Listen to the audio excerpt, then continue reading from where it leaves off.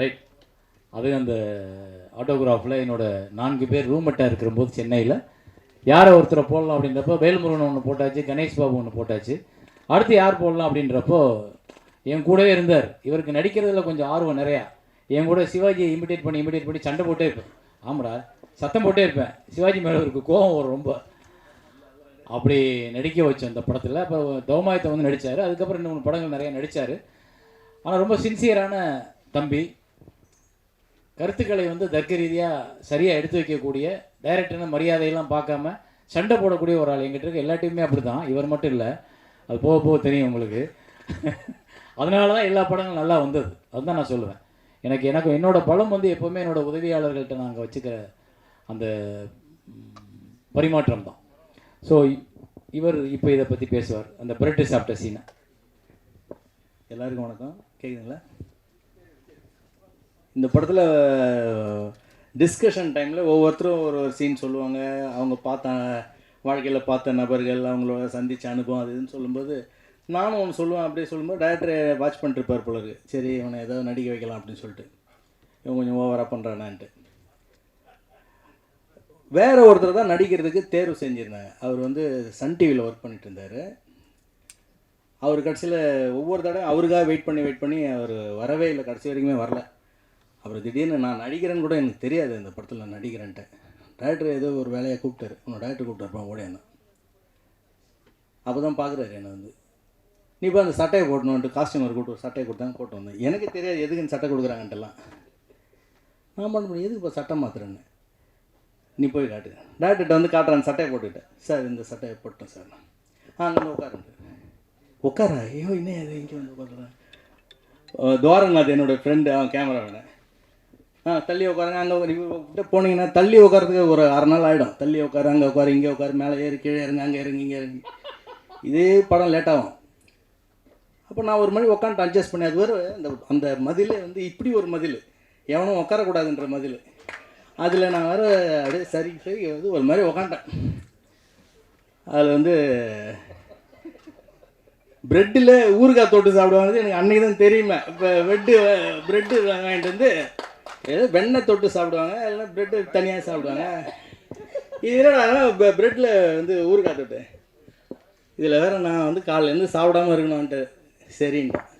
அப்போ தான் உனக்கு அந்த ஃபீல் வரும்ன்ற மாரி சாப்பிடுவாங்க. சரி சாப்பிடல சார். சரி ஓகே ப்ரெட்டை சாப்பிடு, ரொம்ப பசியாக இருக்கிறோம், சாப்பிட்ற மாதிரி சாப்பிடுங்க. நான் சாப்பிட்டேன். எனக்கு இதெல்லாம் இவ்வளோ வரும்னே எனக்கு தெரியாது. நம்ம நடிக்கிறோன்னு கூட எனக்கு பெருசாக இதாகலை.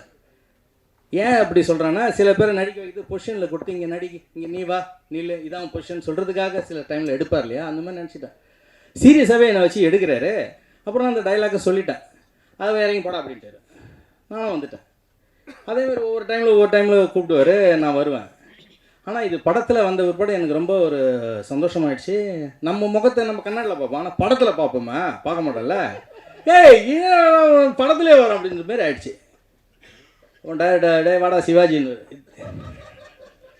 இவர் என்னை வெறுப்பேற்றுறதுக்கு, என்னை மூட் அவுட் பண்ணுறதுக்கு, என்னை காயப்படுத்துறதுக்கு எல்லாமே அதை பயன்படுத்தி வைக்கிறார். அவர் எப்போல்லாம் டைம் இருக்குது அப்போல்லாம் வாடா சிவாஜின்னு வர. வேறு ஒரே டேக்கில் ஓகே பண்ணுவோம், ஒன்றெல்லாம் வச்சு எவனும் எடுக்க மாட்டான், நான் தான் எடுக்கிறேன். அதனால் ஒழுங்காக டைலாக்லாம் கரெக்டாக சொல்லணும். இதுன்ட்டு நான் அதுமாரி தான் டிஸ்கஷன் டைமில் ரொம்ப சுதந்திரம் கொடுப்பாரு. நான் வந்து ரொம்ப ஆப்போசிட்டாக பேசும்போது கூட அதை கேட்டுக்குவார். அவர் கேட்டுக்குவார். இல்லை அப்படி கிடையாது, ஆர்குமெண்ட் நிறையா பண்ணுவேன், அதுக்கெல்லாம் அலோவ் பண்ணுவார். இவர்கிட்ட அசிஸ்டன்ட் டைரக்டராக சேர்றது பெரிய ஒருத்தன் டைரக்டராகவே ஆகிடுவான். அந்தமாரி அவ்வளோ கஷ்டம் கொடுப்பாரு அசிஸ்டன்ட் டைரக்டருக்கு.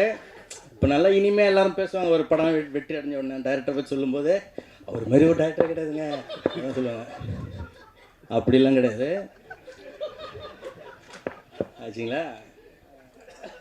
நம்ம அக்கீல் அங்கே எவ்வளோ நாள் இருந்தாரு தெரியுங்களா. வந்து இவர்கிட்ட அசிஸ்டன்ட் டைரக்டராக சேர்ந்தது ஒரு பெரிய இதுங்க. இந்த படத்தை பற்றி சொல்கிறத விட இது நல்லாயிருக்கும். நிறைய பேர் நின்றுட்டு இருப்பான், வேலை வாய்ப்பு அலுவலகத்தில் நிற்கிற மாதிரி. இதை மீறி நம்ம எப்படி உள்ளே போகிறதுனா, அங்கே தாய்மானம் இருப்பாப்புல வந்தானே மேலே இருக்கிற மீசையை கீழே கடிச்சிட்டே பார்ப்பான். அப்படி பார்த்துட்டு யாருக்குமே வேலை கொடுக்கான்ற மாதிரி முடிவிலே உள்ளே போய்டும். அப்போ நான் இவர்கிட்ட சேர்கிறதுக்கு என்னோடய நண்பர் கிருஷ்ணா டாவின்சி குமுதத்தில் இருந்தார். அவர் தான் ஒரு லெட்டர் கொடுத்தாரு, நீ போய் சேரணும் பாரு அப்படி. நான் போய் இது மாதிரி சொன்னேன், சார் கிருஷ்ணா டாவின்சி லெட்டர் அப்படின்னு நடந்து போயிட்டே இருக்கார். 2 பாயிண்டும் கை விட்டு டேரக்டர் போயிட்டாரு. அவரை பார்த்தது எனக்கு பெரிய விஷயமா இருக்கு, நம்ப முடியல எனக்கு. இவரை பார்க்குறோம், இவர் நம்ம பேசுகிறோம் அப்படின்ட்டுலாம். அப்புறம் மேலே வர சொன்னார். மேலே வந்தோடனே என்னை சேர்த்துக்கிற ஐடியாலே இல்லைன்ற மாதிரியே பேசுகிறார் 1/2 மணி நேரம். யாரையுமே சேர்த்துக்கிற ஐடியா இல்லை, நான் படமே எடுக்கலை. சினிமாவில் இருக்கிறவனே எல்லாம் வெளியூர் போகிறான், கிராமத்துக்கு போயிட்டு விவசாயம் ஆரம்பிக்கிறான். நானும் அப்படி தான் பண்ண போகிறேன். என்னடா இவர் விவசாயம் ஆரம்பிக்க போகிறாரு, ஏன் சொல்கிறாரு அவருன்ற மாதிரி எனக்கு ரொம்ப ஆச்சரியமாச்சு. விரும்பி நம்ம வந்துருக்கு கடைசியில் நம்ம சரி விட்டு ட்ரை பண்ணுறது வேஸ்ட்டு போல் இருக்காரு. அப்புறம் அவன் சீரியஸாக இருக்கிறானா நான் பார்த்து வெயிட் பண்ண வைப்பார். காலைல வந்தோன்னா நைட் வரைக்கும் அங்கே தான் உட்காந்துருக்கணும். அவர் ஒரு ஆளை விட்டு அனுப்புவார். அவன் எந்த சேரில் உட்காந்துருக்கான் அதே சேரில் தான் உட்காந்துருக்கான் சார். சின்சியராக தான் இருக்கிறான் அவன். கீழே இறங்கி வருவார். மோபதி சார் நம்ம பேரெல்லாம் சொல்கிறாரு, பரவாயில்ல ஒரு 2 நிமிஷம் வந்துடுறேன்ட்டு போவார். சாயங்காலம் தான் வருவார். அது வரைக்கும் நான் அதே சேரில் தான் உட்காந்துருக்கணும். இது மாதிரியான பல டார்ச்சர்லாம் இருந்துச்சாங்க. அப்புறம் நான் உங்களை ஒரு நண்பர் லெட்டர் கொடுத்தாருலாம் உங்களை வெஸ்டர்ன்ட்ட வேலைக்கு வச்சுக்க முடியாது. ஏன்னா ஒரு எம்எல்ஏ ஒரு எம்பி எல்லாருமே ஒரு லெட்டர் கொடுத்து அனுப்பிட்டே தான் இருக்கிறாங்க. எல்லாருமே வேலைக்கு வச்சுட்டு 100 பேர் இருப்பான் அந்த ஆஃபீஸில். 100 பேர் வேலை வச்சு சினிமாவில் என்ன வேலை செய்ய முடியும்? உங்களுக்கு என்ன தெரியுமோ அதை வச்சு தான் நான் வேலையை கொடுக்க முடியும். அப்பாடா ஆயிடுச்சு. சரி நீங்கள் எதாவது எழுதுங்க அப்படின்னாரு. அப்போ நான் ஒரு கதை ஒன்று எழுதி கொண்டு போய் கொடுத்தேன். அப்போ கதை எழுதி கொடுத்தோன்னே அந்த கதை பிடிச்சிடுச்சு சாருக்கு, ரொம்ப பிடிச்சிடுச்சு. படித்து முடிச்சுட்டு கீழே வந்தார். சாப்பிட்டீங்களா? நான் சாப்பிடல சார்ண்ணே. அதே சேரில் உட்காந்து என்னன்னு செக் பண்ணிட்டாரு. நாங்கள் சாப்பிடுங்கன்னு போய் சாப்பிட்டேன். அவர் கூட தான் சாப்பிட்டேன். அவர் கூட சாப்பிட்டோன்னே தெரிஞ்சிச்சு, சரி நீங்கள் சேர்ந்துட்டோம் போல இருக்குது சார்கிட்ட, சூப்பர் தான் அப்படின்னு நினச்சினேன். உங்களை ஒரு இன்னொரு டெஸ்ட் இருக்குது. என்ன சார் இன்னொரு டெஸ்ட்டை? ஒரு கதை சொல்ல முடியுமா உங்களுக்கு? கதை சொல்கிறேன் சார், சொல்லுங்கண்ணே. அப்போ நான் ஒரு கதை சொன்னேன். அலெக்சை தஸ்டோய் எழுதின ருஷ்ய இயல்புன்னு ஒரு கதை. அந்த கதையை சொன்ன உடனே டாக்டர் ரொம்ப டிஸ்டர்ப் ஆகிட்டார். அப்படியே அவர் கொஞ்ச நேரம் பேசலை. கதை முடிஞ்சோடனே அவரும் பேசலை, நானும் பேசலை. என்னடா இது நம்மளை சேர்த்துக்க மாட்டா தெரியல, இது வேறு 2 இவ்வளோ நேரம் கேப் விட்றாருன்ற மாதிரிச்சு. அப்புறம் ஒரு வழியாக சேர்த்துக்கிட்டார்.